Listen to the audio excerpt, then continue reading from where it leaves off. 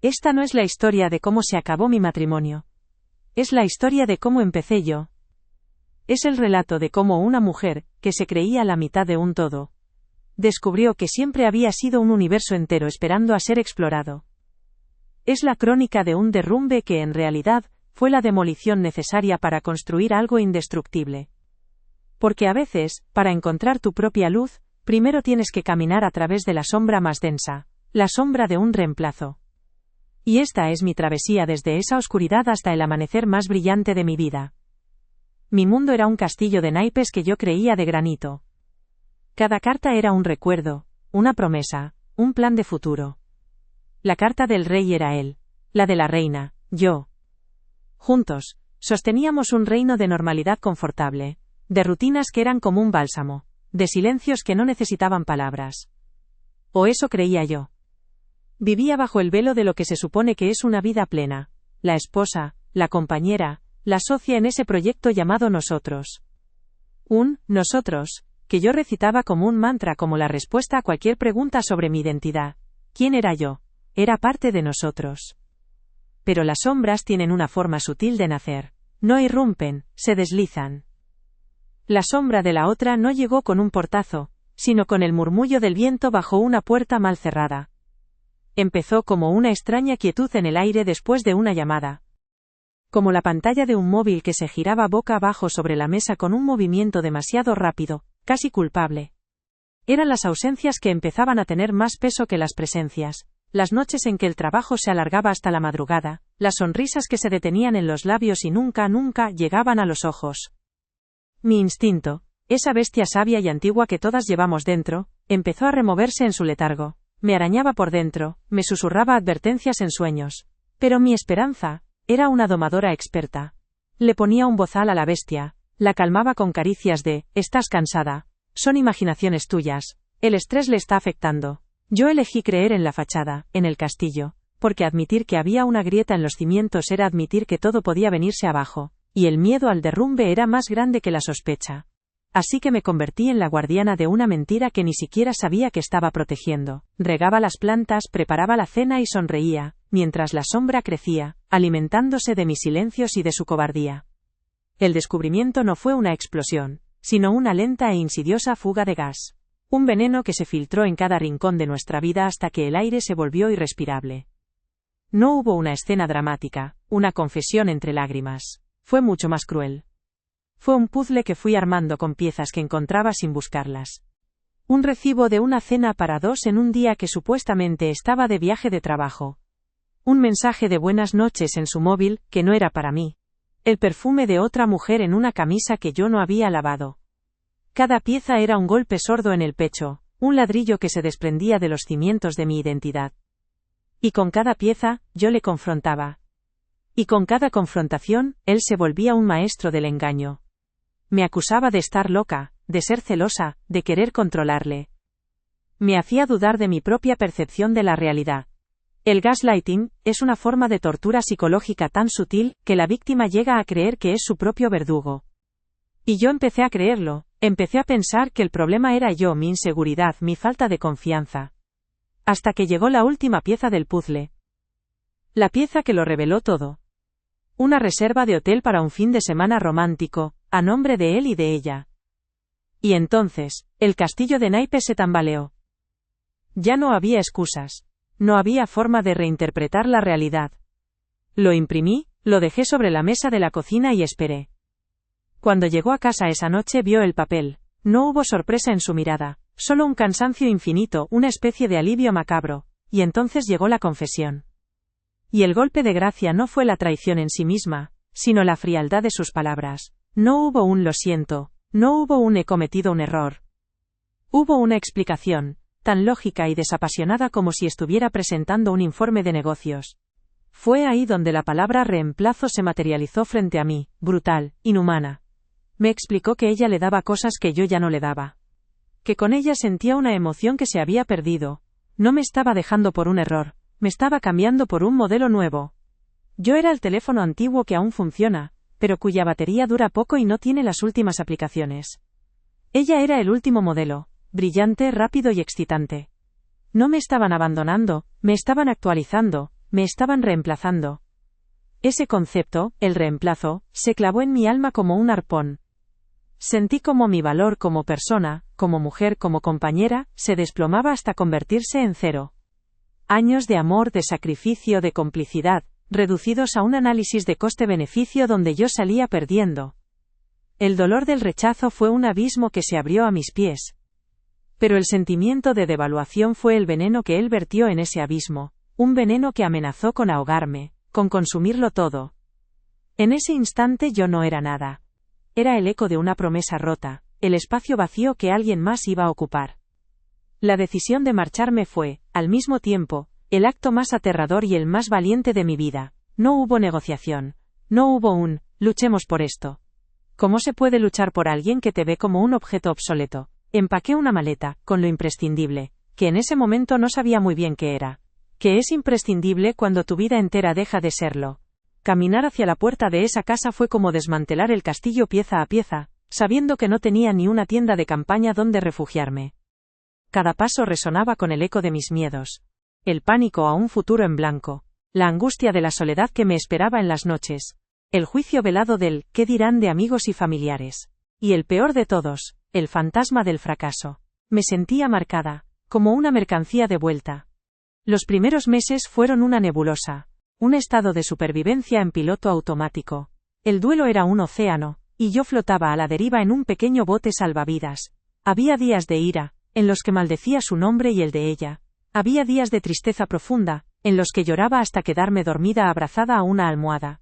Y había días de un vacío paralizante, en los que el silencio de mi nuevo y pequeño apartamento gritaba más que cualquier discusión. Tuve que aprender a respirar por mi cuenta de nuevo, tuve que enfrentarme al espejo y mirar de verdad a la mujer que me devolvía la mirada, y no me gustó lo que vi.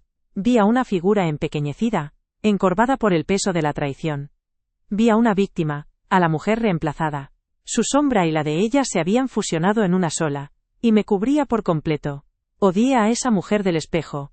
La odié por no haberse dado cuenta antes, por haber creído las mentiras, por haberse dejado anular. Pero es en el fondo del abismo donde a veces encuentras el impulso para saltar. Es de las cenizas de donde el ave fénix resurge. Y mi reconstrucción no empezó con un gran gesto épico, sino con pequeños actos de rebeldía contra la pena. Un día, en lugar de quedarme en el sofá, me apunté a una clase de baile. La primera clase fue un desastre. Me sentía torpe, ridícula, fuera de lugar. Pero entonces, el profesor dijo, no pienses. Siente la música. Deja que tu cuerpo hable. Y por primera vez en meses, apagué el ruido de mi cabeza, y dejé que mi cuerpo se moviera. Y en ese movimiento, en ese sudor, en esa concentración para seguir los pasos, encontré un minuto de paz. Un minuto se convirtió en 5, y 5 en 1 hora. Y al salir de allí, me di cuenta de que había pasado 1 hora entera sin pensar en él. Fue una victoria. Otro día, llamé a una vieja amiga con la que había perdido el contacto. Quedamos para tomar un café. Tenía miedo de que me juzgara, de que me viera con lástima. Pero en lugar de eso, me escuchó. Y cuando terminé de contarle mi historia, no me dijo pobrecita, me dijo, bienvenida de nuevo, te echábamos de menos. Y en esa frase, entendí que antes del nosotros, había un yo, que mis amigos recordaban y querían. El acto de rebeldía más grande fue un viaje. Compré un billete de tren, a un pequeño pueblo de la costa, donde nadie sabía mi nombre ni mi historia. Durante 3 días, caminé por la playa, leí libros en una terraza frente al mar y cené sola en pequeños restaurantes. Al principio, la soledad era incómoda, pero poco a poco se transformó en algo distinto, en libertad. Me di cuenta de que podía decidir qué comer sin consultar a nadie. Podía cambiar de planes en el último minuto, podía disfrutar de mi propia compañía. Empecé a llenar el vacío que él había dejado, no con otra persona sino con trozos de mí misma que había olvidado por el camino. Redescubrí mi risa, esa que sale del estómago, viendo una comedia tonta en el cine, sola. Redescubrí mi pasión por los libros, devorando novelas hasta las tantas de la madrugada. Redescubrí mi fuerza, cuando se estropeó un grifo y, en lugar de llamar a alguien, busqué un tutorial en internet y lo arreglé yo sola.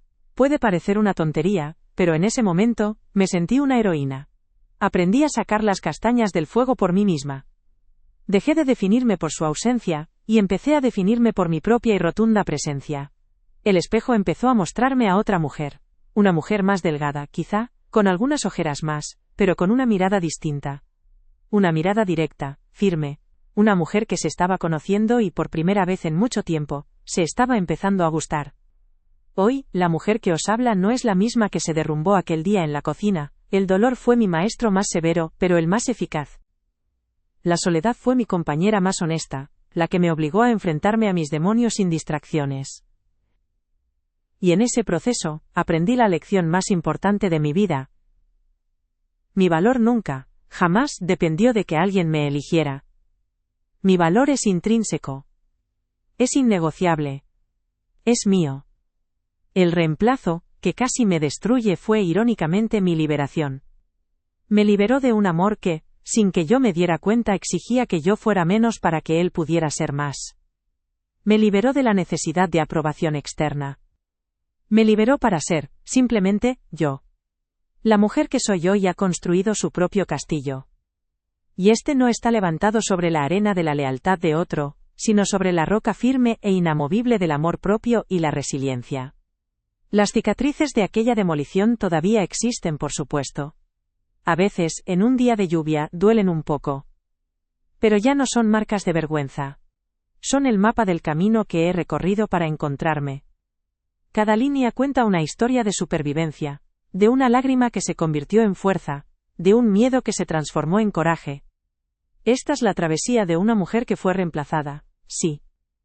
Pero que en el proceso cambió el dolor por la fortaleza, el miedo por la libertad, y la sombra de otra persona por su propia e intensa luz. Y esa luz, os lo aseguro, hoy brilla con más fuerza que nunca. Todo castillo, incluso uno construido sobre la arena, tiene una primera piedra. Un momento fundacional que parece tallado en la roca más sólida. Nuestra primera piedra se puso una tarde de otoño, en una pequeña librería café de esas que ya casi no existen. El aire olía a papel viejo y a café recién hecho, una mezcla que para mí siempre ha sido el perfume del hogar. Yo estaba allí, escondida en un rincón, intentando que un libro me protegiera del mundo. Y entonces, él entró. No fue una entrada de película. No sonó ninguna música celestial, ni se detuvo el tiempo. Simplemente, trajo consigo una ráfaga de aire frío de la calle y una energía que pareció caldear la estancia al instante. Buscaba un libro, uno que yo casualmente acababa de terminar. Y así empezó todo, con una frase suya: ¿merece la pena? No hablaba solo del libro. Lo supe en el momento en que nuestros ojos se encontraron. Mi primera impresión de él no fue una lista de adjetivos, fue una sensación. La sensación de ser vista. De verdad.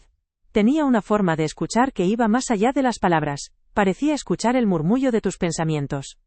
Me atrajo su curiosidad, una curiosidad genuina por saber quién era yo, qué me movía, qué me rompía.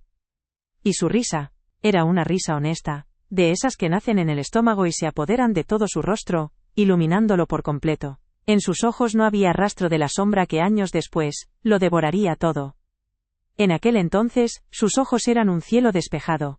En aquella época, él era la personificación de la promesa. Era el hombre que te abría la puerta del coche, no por un anticuado sentido del decoro, sino porque quería tener un segundo más para mirarte antes de que te subieras. Era el que recordaba esa anécdota sin importancia que le contaste hacía semanas, y te la sacaba en una conversación para hacerte sonreír. Parecía tener una brújula interna que siempre apuntaba hacia la nobleza, la ambición sana, y una lealtad que yo confundí con el granito. Era mi rey, y yo sin dudarlo, me coroné como su reina, convencida de que nuestro reino era inexpugnable. Recuerdo un momento unos meses después de conocernos, que para mí selló nuestro futuro. Fue un domingo lluvioso. La ciudad entera parecía haberse disuelto tras los cristales empañados de nuestro primer piso juntos, un pequeño apartamento que para nosotros era un palacio. No podíamos salir, así que decidimos construir nuestro mundo dentro. Pasamos el día entero en el suelo del salón, sobre una alfombra, con tazas de té que se enfriaban olvidadas a nuestro lado. No hicimos nada, y lo hicimos todo. Hablamos durante horas. No de cosas triviales, sino de las importantes. De nuestros miedos más irracionales, de los sueños que nunca le habíamos confesado a nadie. Trazamos un mapa de nuestro futuro en el aire con los dedos, la casa con el pequeño jardín, los viajes que haríamos, los nombres de los hijos que tendríamos. Y en un momento, él se detuvo, me tomó la cara entre sus manos, y con una seriedad que me estremeció me dijo: «Prométeme que nunca dejaremos que el mundo de ahí fuera apague esto que tenemos aquí dentro». Y yo se lo prometí. porque en ese instante, bajo la luz tenue de una lámpara y con la sinfonía de la lluvia como única testigo, yo creí en nosotros con una fe ciega. Creí que éramos invencibles. Creí que habíamos encontrado ese amor del que hablan los libros, el que sobrevive a las tormentas. En aquel entonces, no podía saber que la peor de las tormentas no vendría de fuera. Se estaba gestando dentro de él, en silencio, esperando el momento justo para arrasar con todo, empezando por esa promesa que yo guardé como un tesoro sagrado. Esa fue la primera piedra de nuestro castillo. Una piedra preciosa y brillante, que no era más que el principio de mi hermosa condena. El paso del noviazgo al matrimonio no fue un salto, fue un paseo. Un camino tan natural y lógico que apenas notamos la transición. Era el siguiente capítulo de una historia que parecía escribirse sola. La pregunta no era si nos casaríamos, sino cuándo. Y él, fiel a nuestro comienzo, eligió la librería Café donde todo empezó para hacer la pregunta. No fue una propuesta de rodilla en un restaurante abarrotado. Fue mucho mejor. Fue nuestra. Me citó allí una tarde, con la excusa de que había llegado una primera edición de un libro que llevábamos meses buscando. Cuando llegué, él estaba en nuestra mesa, la del rincón, con el libro esperándome. Olía a cuero y a tiempo. Lo abrí con cuidado, y en la página 100, había un pequeño marcapáginas. Al pasar la hoja, mis dedos encontraron un hueco. Alguien había vaciado el corazón del libro, y dentro, sobre un lecho de palabras impresas, descansaba un anillo.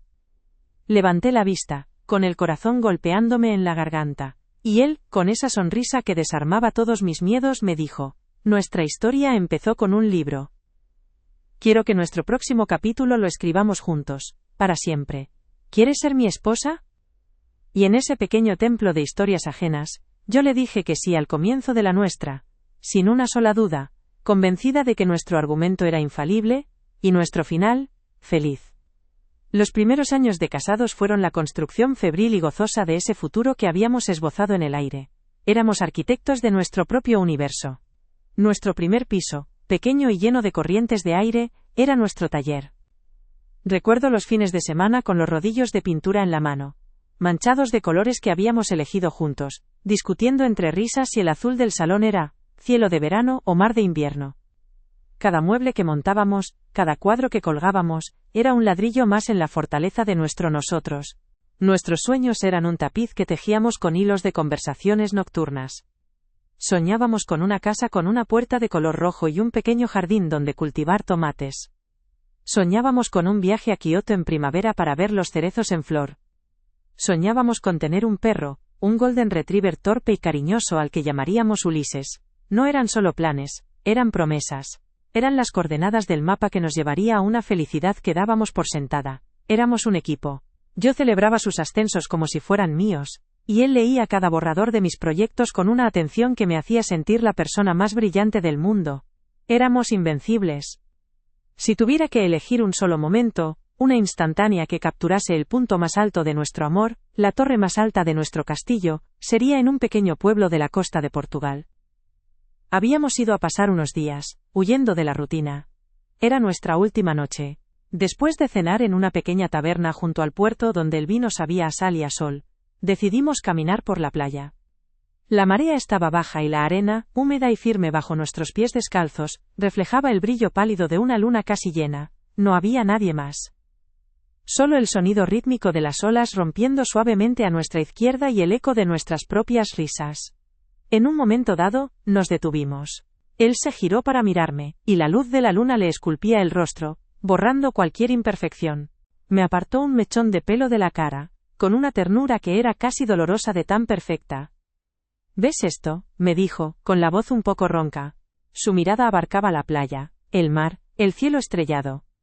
Todo esto es ruido. Es bonito, pero es ruido. Y entonces, sus ojos se clavaron en los míos, y sentí que me veía el alma. Lo único real, lo único que importa, eres tú. Mientras te tenga a ti, todo lo demás puede desaparecer. Y yo me lo creí. Me aferré a esas palabras como un náufrago, a una tabla de salvación. En aquel instante, bajo ese cielo inmenso y con el océano como testigo, sentí una paz absoluta. Una certeza inquebrantable de que mi lugar en el universo era a su lado. Sentí que habíamos alcanzado la cima, el punto desde el cual todo era posible y nada podía hacernos daño.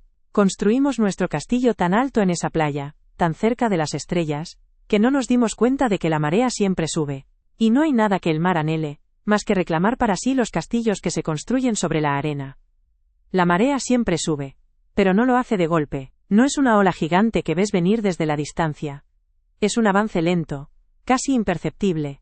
Centímetro a centímetro, el agua fría te moja los pies mientras tú sigues mirando al horizonte, absorto en la belleza de las estrellas. Cuando te quieres dar cuenta, el agua te llega a las rodillas y la arena bajo tus pies ha desaparecido. Ya no hay base sólida. Estás a merced de la corriente. Nuestro cambio de marea coincidió con un ascenso en su trabajo. Visto desde fuera, era otro ladrillo de oro en nuestro castillo. Más estabilidad, más dinero. La recompensa a años de esfuerzo. Yo lo celebré como una victoria personal, sin darme cuenta de que esa nueva puerta que se abría para él era la misma que empezaba a cerrarse entre nosotros. El nuevo cargo trajo consigo nuevas responsabilidades, pero sobre todo trajo horas. Horas que se comían nuestras cenas, nuestros fines de semana, nuestros silencios cómplices. Al principio yo era la esposa comprensiva, le preparaba la cena para cuando llegara, sin importar la hora. Le escuchaba hablar de reuniones, de estrategias y de personas cuyos nombres yo no recordaba, asintiendo y sonriendo, sintiendo que ese era mi papel, ser su puerto seguro, su refugio. Pero poco a poco, el puerto empezó a quedarse vacío, los barcos ya no volvían a casa por la noche. Las conversaciones se volvieron transacciones. ¿Has pagado la factura de la luz? ¿Te acordaste de llamar al seguro? Las preguntas importantes, las que nos habían construido, ¿cómo te sientes? ¿En qué sueñas? Se extinguieron. El aire de nuestra casa, antes denso de intimidad, se volvió fino y frío. Y entonces apareció el teléfono. Ese pequeño rectángulo de cristal y metal, se convirtió en un muro. Un muro que se interponía entre nosotros en el sofá, en la cama. Un muro que tenía una cara que yo no podía ver, porque siempre estaba boca abajo. Empecé a sentirme como una extraña en mi propia vida. Como si estuviera viendo una película sobre un matrimonio feliz, pero el sonido no estuviera sincronizado. Las sonrisas estaban ahí, los gestos de cariño también, pero llegaban con un segundo de retraso, como si fueran un acto reflejo, una costumbre, y no un impulso del corazón. La sombra de la otra aún no tenía nombre ni rostro, pero su presencia era casi física. La sentía en las pausas de sus frases, en las miradas que se perdían en un punto indefinido detrás de mi hombro. La olía en su ropa, un perfume dulzón y desconocido que él atribuía a una compañera de la oficina. Mi instinto, esa bestia que yo había domesticado con años de confianza ciega, empezó a rugir, pero su lógica era un látigo implacable. Cada vez que yo intentaba dar voz a mi inquietud, él me desarmaba con una facilidad pasmosa. Una noche, no pude más. Había llegado a las 2 de la madrugada, por tercera vez esa semana. Olía a alcohol y a ese perfume que ya empezaba a odiar. ¿Dónde estabas?, le pregunté, intentando que mi voz sonara calmada, aunque por dentro temblaba. Él ni siquiera me miró, se quitó la chaqueta y la dejó caer sobre una silla. Trabajando. ¿Dónde voy a estar? Algunos tenemos que sacar este país adelante. Su tono era gélido, cargado de un desprecio que me golpeó en el estómago. Hueles a perfume de mujer, dije, y la frase sonó patética, un cliché de película mala. Fue entonces cuando se giró. Y en sus ojos no vi ni culpa ni arrepentimiento. Vi fastidio. Pura irritación. Como si yo fuera una mosca molesta. Ah, ¿ahora también eres detective? ¿Te aburres tanto que tienes que inventarte historias? Deberías buscarte un hobby, de verdad. O quizá un psicólogo. Esa inseguridad tuya no es normal. Me quedé paralizada. En menos de 30 segundos, había conseguido darle la vuelta a todo. La víctima era él, acosado por una esposa loca y celosa. Y el problema era yo, mi inseguridad, mi cabeza que se inventaba cosas. Y lo peor de todo es que una parte de mí se lo creyó, y si tenía razón, y si el estrés me estaba volviendo paranoica. Esa noche me fui a la cama sintiéndome culpable, me disculpé con él a la mañana siguiente. Y la bestia de mi instinto volvió a su jaula, herida y confundida. El gaslighting es una niebla tóxica. Te envuelve tan lentamente, que no te das cuenta de que te estás asfixiando hasta que es demasiado tarde. Te hace dudar de tus propios sentidos, de tu memoria, de tu cordura. Y él se convirtió en un maestro de esa niebla. Las mentiras eran constantes, pero lo que me estaba destrozando era la manipulación que las acompañaba. Si encontraba un recibo de un bar al que nunca íbamos, era porque había invitado a un cliente. Si leía un mensaje ambiguo por encima de su hombro, era porque yo no entendía el contexto. Siempre había una explicación. Y la conclusión de cada explicación era siempre la misma: yo estaba equivocada, yo era el problema. El castillo ya no era un hogar, era un escenario. Un decorado donde cada día representábamos la obra de un matrimonio perfecto para el mundo exterior, mientras entre bastidores, los cimientos se pudrían. Yo me convertí en una actriz consumada, sonriendo en las cenas con amigos, contando anécdotas divertidas de nuestra vida en común, mientras sentía cómo mi alma se iba vaciando. Estaba exhausta. Agotada de dudar de mí misma, de caminar de puntillas por mi propia casa, de tener miedo a hacer una pregunta por si desencadenaba otra tormenta de acusaciones sobre mi estado mental. La niebla se disipó una tarde de martes. Una tarde gris y anónima, que se convertiría en el epicentro del terremoto de mi vida. Él estaba de viaje de trabajo, o eso decía. Me había pedido que le buscara un documento importante en su correo electrónico, para reenviárselo a su jefe. Me dio su contraseña, un gesto de confianza que, en retrospectiva, fue de una crueldad infinita. Mientras buscaba el archivo, con el corazón encogido por la culpa de estar en su espacio más privado, vi una línea en la bandeja de entrada que me heló la sangre. El remitente era una conocida cadena de hoteles. El asunto: confirmación de su reserva. Mi primer pensamiento fue que se trataba de su viaje de trabajo. Pero el nombre del hotel no estaba en la ciudad a la que supuestamente había ido. Estaba en un pequeño pueblo costero, un lugar famoso por sus escapadas románticas. Con los dedos temblando, abrí el correo. Y ahí estaba, negro sobre blanco. Una reserva para 2 noches, ese mismo fin de semana. Habitación doble con vistas al mar. Paquete romántico, con botella de champán y fresas con chocolate. Y luego los nombres de los huéspedes, su nombre y el de ella. El nombre de esa compañera de la oficina a la que yo ya le había puesto cara en las fotos de las cenas de empresa. En ese instante el tiempo se detuvo. El sonido del tráfico en la calle, el tic-tac del reloj de la pared, todo se desvaneció. Solo existía el brillo de la pantalla y las palabras que bailaban ante mis ojos, quemándome las retinas. No hubo gritos. No hubo lágrimas. Solo un silencio profundo y un frío que me recorrió desde la punta de los pies hasta la raíz del pelo.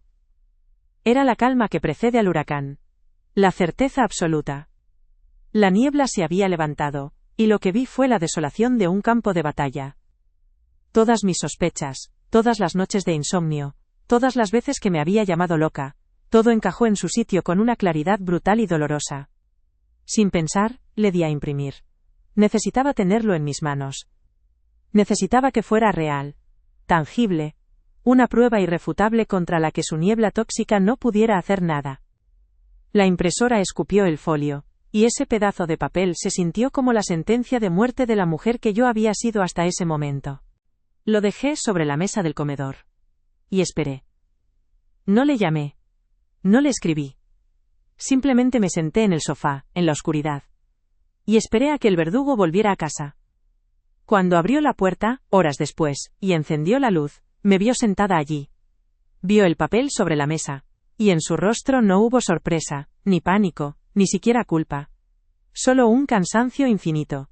El cansancio de alguien que lleva demasiado tiempo sosteniendo una máscara, y que, en el fondo, está aliviado de que todo haya terminado.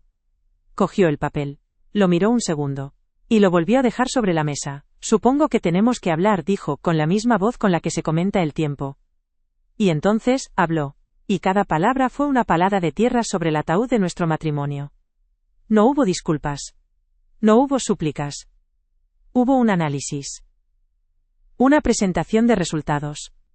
Me explicó con una calma escalofriante, que nuestra relación se había estancado. Que yo me había vuelto predecible, cómoda. Que había perdido la chispa. Y que ella era nueva. Era emocionante. Era un reto. No es que tú hayas hecho nada malo, dijo, y esa frase fue quizá la más cruel de todas. Es que ella me hace sentir cosas que yo ya no siento contigo. Es diferente. Es una actualización. Actualización. Reemplazo. La palabra resonó en la habitación, y luego dentro de mi cabeza, como una campana fúnebre. No me estaba dejando. Me estaba cambiando por un modelo superior. Yo era el teléfono viejo, el que todavía funciona pero cuya batería ya no dura todo el día y no tiene las aplicaciones de moda. Ella era el último modelo. Brillante, nuevo, eficiente. En ese momento, entendí que el problema no era solo la traición. Era la devaluación absoluta de todo lo que yo era, de todo lo que habíamos sido. Años de amor, de complicidad, de sueños compartidos, reducidos a un producto defectuoso que se descarta sin más. El castillo no solo se había derrumbado. Él lo había demolido a propósito, con una excavadora, para construir uno nuevo en su lugar. Y yo estaba sepultada bajo los escombros. Las palabras actualización y reemplazo quedaron suspendidas en el aire entre nosotros, densas y venenosas. No grité, no lloré, no le supliqué que reconsiderara. En ese instante, una parte de mí murió, pero otra, una que no sabía que existía, nació. Una parte fría, lúcida y terriblemente tranquila. Le miré, y por primera vez en años, no vi al hombre del que me había enamorado en la librería. Vi a un extraño. Un gerente de proyectos evaluando un recurso fallido. Y mi decisión fue tan instantánea y tan clara como el filo de un cristal roto. La gota que colmó el vaso no fue la infidelidad. Fue el informe de daños. Fue la deshumanización. Fue darme cuenta de que el amor de mi vida me veía como un objeto que se había quedado obsoleto. Me levanté del sofá. Mis movimientos eran lentos, deliberados, como si estuviera aprendiendo a manejar un cuerpo nuevo. Caminé hacia él, que seguía de pie junto a la mesa, con esa expresión de cansancio y alivio. Me detuve a 1 metro de distancia. Lo miré a los ojos, buscando un último vestigio del hombre que me prometió un para siempre bajo la lluvia, en el suelo de nuestro primer piso. No había nada. Solo un vacío cortés. Quiero el divorcio, dije. La palabra salió de mi boca sin temblar. No era una pregunta, ni una amenaza. Era el final de una frase que él había empezado. Fue como colocar la última pieza de un puzzle horrible. Su reacción fue casi imperceptible. Un ligero asentimiento, la comisura de sus labios curvándose en algo que no llegaba a ser una sonrisa, pero que tampoco era tristeza. Era aceptación. De acuerdo, dijo. Es lo más sensato. Y en ese sensato entendí que para él, nuestro matrimonio no era más que un contrato que había llegado a su fin. No había corazón que romper, solo cláusulas que ejecutar. Los días siguientes fueron un borrón de logística desalmada. No hubo discusiones sobre quién se quedaba con qué. Él me lo puso fácil. Demasiado fácil. Quédate con el piso, me dijo. Yo me buscaré otra cosa. Coge lo que necesites. No era generosidad. Era prisa. La prisa de quien se quita de encima un problema para poder empezar su nueva vida sin lastres. Mientras yo empaquetaba mi vida en cajas, él ya estaba viviendo en la suya. Separar nuestros mundos fue como realizar una autopsia a nuestra historia de amor. Cada objeto tenía un eco. El juego de tazas que compramos en aquel viaje a Portugal. Los libros que nos habíamos regalado, con dedicatorias que ahora sonaban a ciencia ficción. La alfombra del salón sobre la que habíamos planeado nuestro futuro. Empaqué mis cosas, mi ropa, mis libros, y dejé atrás los fantasmas. La reacción de nuestro entorno fue un caleidoscopio de torpeza y buenas intenciones. Mis padres, destrozados, buscando un culpable que no fuera su hija. Sus padres, llamándome para decirme que, los hombres a veces cometen errores, y que debía tener paciencia. Los amigos en común, incómodos, sin saber a quién invitar a las cenas, desapareciendo gradualmente en una neutralidad que era una forma de abandono. Y mis amigas, mis verdaderas amigas, que aparecieron en mi puerta el día de la mudanza con cajas, pizza, y un abrazo que me sostuvo cuando sentí que me iba a desmoronar. El proceso de divorcio fue un reflejo de su confesión, frío, eficiente y burocrático. No fue litigioso. Habría sido más fácil si lo hubiera sido. Una pelea habría significado que aún quedaba algo por lo que luchar, aunque fuera por un cuadro o un juego de cubiertos. Pero no hubo nada, fue una liquidación de empresa. Nuestros abogados intercambiaron correos electrónicos, redactaron un convenio regulador que parecía el manual de instrucciones de un electrodoméstico, y nos citaron para la firma. El día de la firma llegó en una mañana de noviembre gris y húmeda, a juego con mi alma. Nos encontramos en la sala de espera de la notaría. No nos miramos. Él miraba su móvil. Yo miraba un punto fijo en la pared. Cuando nos llamaron, entramos en un despacho que olía a papel viejo y a finales. El notario, un hombre con cara de aburrimiento existencial, leyó el convenio en voz alta, con una monotonía que convertía el fin de nuestro mundo en un trámite más de su mañana. Y entonces llegó el momento. Nos pasó los documentos y un bolígrafo a cada uno, Firmen aquí, por favor. Miré el papel. Mi nombre y el suyo, unidos por última vez en un documento oficial. Recordé el día de nuestra boda, firmando el acta matrimonial con una mano temblorosa de emoción, sintiendo que mi firma era una promesa eterna. Ahora, el bolígrafo pesaba 1 tonelada en mi mano. Era el arma con la que iba a ejecutar legalmente nuestro amor. Al levantar la vista, vi que él ya había firmado. Con un trazo rápido y seguro. Sin dudar. Como quien firma la recepción de un paquete. Apoyé la punta del bolígrafo sobre el papel, justo en la línea punteada junto a mi nombre. Por un segundo todo se detuvo. Pasó por mi mente toda nuestra vida juntos. La librería, la promesa bajo la lluvia, la playa de Portugal, las risas, los sueños. Una lágrima solitaria se deslizó por mi mejilla y cayó sobre el papel, justo al lado de donde iba a firmar, creando una pequeña mancha borrosa. Era el bautismo y el entierro de nuestro amor, todo en una gota de agua salada. Respiré hondo. Y firmé. En el momento en que mi nombre quedó grabado en el papel, sentí 3 cosas a la vez, en una oleada que casi me deja sin aire. Primero, una tristeza abrumadora, el dolor sordo y profundo por el final del sueño más bonito de mi vida. Segundo, un miedo paralizante ante el futuro, una página en blanco que me aterraba. Pero debajo de todo eso, muy en el fondo, sentí algo inesperado. Un hilo diminuto, casi imperceptible, de alivio. El alivio de que la tortura había terminado. De que ya no tendría que vivir en la niebla, dudando de mi propia cordura, de que ya no tendría que esperar a un hombre que no iba a volver. Al salir de la notaría, él se giró hacia mí. Cuídate, me dijo, con la misma cordialidad con la que se despediría de un antiguo compañero de trabajo. Y se fue, caminando deprisa, hacia su nueva vida. Yo me quedé allí, en la acera, viendo cómo su figura se hacía pequeña y desaparecía al girar la esquina. Sola. Legalmente sola. Oficialmente reemplazada. Y en medio de ese océano de dolor y desolación, me aferré a ese pequeño hilo de alivio como un náufrago a una brizna de paja. No sabía a dónde me llevaría, pero por primera vez en mucho tiempo, era mío. Era el único punto de partida que tenía. Y decidí que, aunque doliera, iba a empezar a caminar.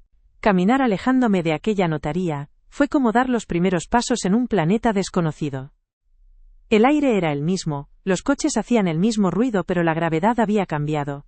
Me sentía a la vez increíblemente ligera y aplastantemente pesada. Ligera, porque la carga de la mentira y la duda se había evaporado. Pesada, porque en su lugar había un vacío con mi propia forma. Era la soledad en su estado más puro. Una soledad que no era ausencia de ruido, sino ausencia de un eco.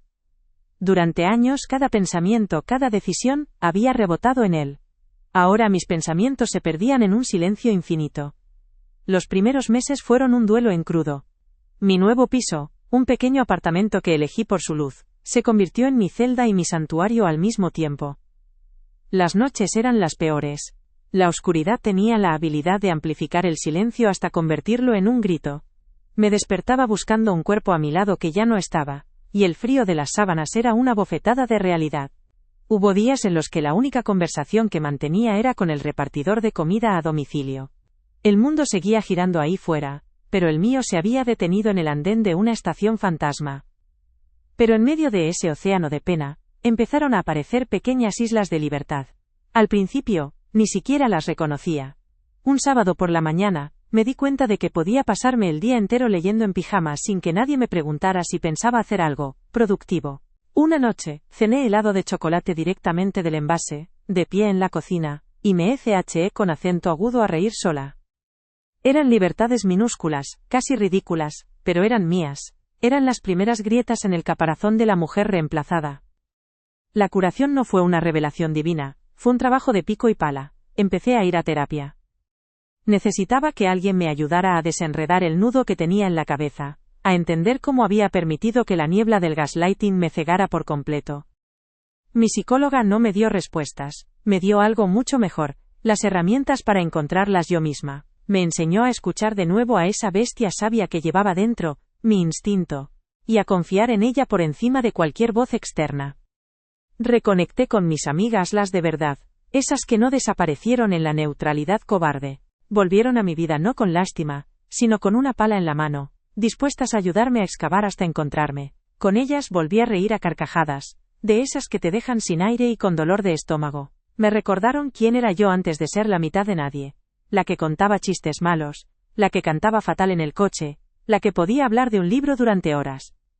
Y luego, me apunté a bailar, buscaba algo que me obligara a salir de mi cabeza, y a entrar en mi cuerpo, ese cuerpo que me habían hecho sentir defectuoso. Encontré una pequeña escuela de salsa. Al principio, era un desastre con patas.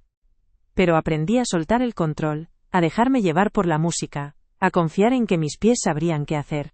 Y en el baile, en el contacto humano sin más pretensión que seguir un ritmo, empecé a sanar heridas que no sabía que tenía. Mi cuerpo dejó de ser un objeto de evaluación y volvió a ser mi hogar. Hoy vivo en ese mismo apartamento luminoso, pero ya no es una celda, es mi fortaleza. Las paredes están llenas de cuadros que he elegido yo, las estanterías rebosan de libros que son mi refugio, y en el balcón crecen unas plantas de tomate que cuido con un orgullo casi maternal.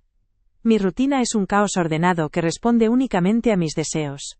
Hay mañanas de yoga al amanecer, y noches de series hasta las tantas. Hay cenas con amigos que se alargan hasta la madrugada y domingos de silencio absoluto, solo conmigo misma y una taza de té.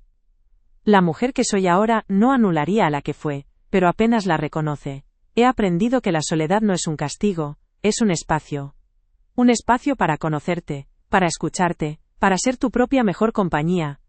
He aprendido que mi valor no cotiza en la bolsa del amor de nadie. No sube si me eligen ni baja si me descartan. Es un valor fijo, inmutable, grabado a fuego en mi ADN. Y he aprendido la lección más dura y más liberadora de todas sobre el amor. El amor de verdad no te pide que te hagas más pequeña para que él quepa. El amor de verdad te riega para que crezcas tan alto que los dos juntos podáis dar sombra. ¿He perdonado? Sí. Pero mi perdón no es un regalo para él. Es un regalo para mí.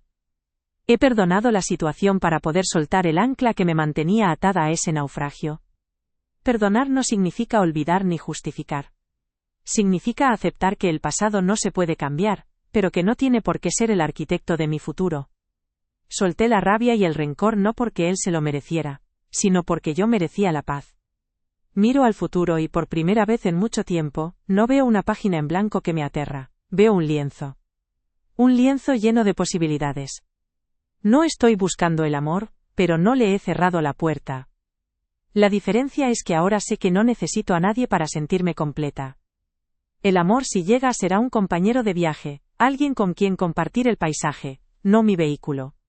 Mi foco está en seguir construyendo esta vida que es tan mía. En mi carrera, en mis pasiones, en los viajes que aún no he hecho, en los libros que aún no he leído. Mi castillo ya no está en la arena. Lo he construido aquí, en mi interior, sobre la roca de todo lo que he superado. Y sus muros no están hechos de promesas ajenas, sino de amor propio. Y desde su torre más alta, os lo aseguro, la vista es espectacular. Veo un horizonte lleno de luz. Mi luz.